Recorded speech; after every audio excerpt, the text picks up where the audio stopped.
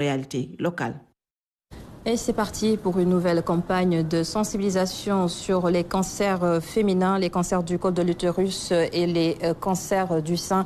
Octobre rose en hommage aux femmes qui luttent contre ces fléaux et celles qui ont lutté jusqu'à la fin.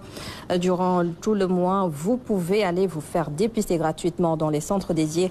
Et pour cette année 2025, le thème tourne justement autour du dépistage précoce et le renforcement de la décentralisation des soins à l'échelle nationale. Le cancer a complètement bouleversé la vie de cette dame du nom de Gomial Diop. Avant la maladie, elle était dans la restauration, dans la politique et dans d'autres activités parallèles. Aujourd'hui, sa vie se résume au combat contre le cancer du sein. Mais l'espoir, voilà ce qui la maintient encore debout. Et elle s'est confiée à notre reporter Mami Mengendao. Longtemps considéré comme un mal lointain, le cancer frappe aujourd'hui des milliers de familles sénégalaises, bouleversant des vies et des quotidiens. Derrière chaque statistique, il y a une histoire, un visage, une voix. Celle de Gomial Diop par exemple. Veuve et mère de 2 enfants, cette ancienne restauratrice a vu sa vie basculer en 2021. J'avais juste remarqué une boule au niveau de mon sein. Je l'ai traitée, mais elle revenait toujours. Je n'ai jamais imaginé que c'était un cancer. J'ai perdu mon mari il y a 14 ans et j'ai 2 enfants. Cette maladie a bouleversé toute ma vie. J'étais tellement surprise, mais finalement, j'ai tout remis entre les mains de Dieu.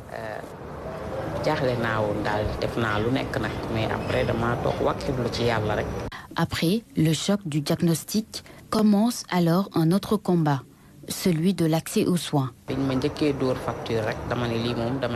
Quand j'ai reçu la facture pour la première fois, je me suis dit que c'est fini, je vais mourir. Tellement c'était cher. J'ai tellement pleuré. Par la suite, on m'a orientée vers la LISCA et depuis, elles m'aident pour la radiothérapie, la chimiothérapie et les médicaments.